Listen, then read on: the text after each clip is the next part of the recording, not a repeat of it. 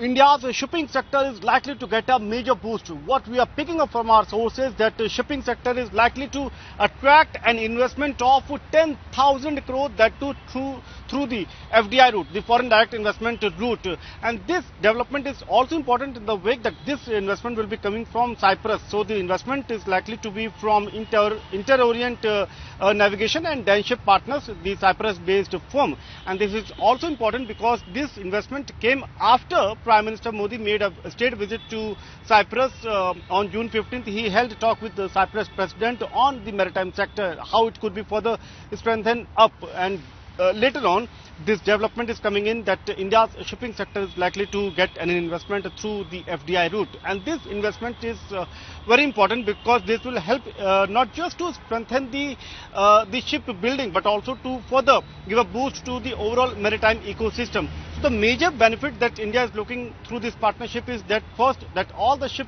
built under this partnership will bear the Indian flag. Also, the freight earnings through this partnership that will come through EXIM, export and import, that entire freight earnings will stay within India. Also, this will also generate immense employment opportunities for Indian cadets, for the seafarers, for other similar kind of jobs as well.